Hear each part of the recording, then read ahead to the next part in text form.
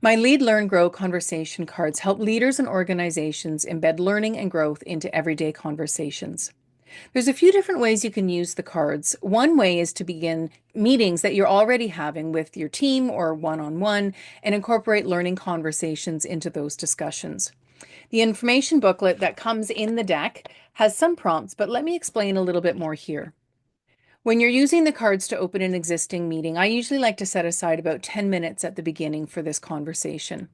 The learning mindset cards are great for all teams, whether it's an intact team or even a project team or something like that. And the team culture cards are great for an intact team, so a leader with direct reports. What I like to do is spread out those question cards on a table and invite everybody to take one that they'd like to discuss.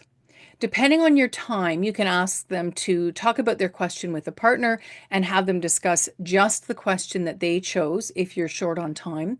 Or if you have more time, you can ask them to discuss both questions. The other option with this to open a meeting is to dive a little bit deeper into something that you're noticing a theme or a dynamic on your team. And what you can do is you can choose the card in advance of the team meeting and invite everybody to discuss it in that first 10 minutes. The thing to be aware of here is that it requires a little bit more trust and vulnerability with your team members. And the reason is that people choose questions that they're comfortable answering. And if you choose the question, they're being asked to answer something that they may or not be comfortable with. So just be aware of that. One way to mitigate that is to have people talk about your question with a partner first and then as a broader group.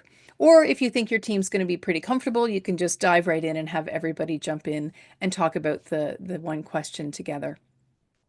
You're already having meetings with your folks. So again, whether team meetings or one-on-one, and this is a great way to incorporate learning and growth into what you're already doing.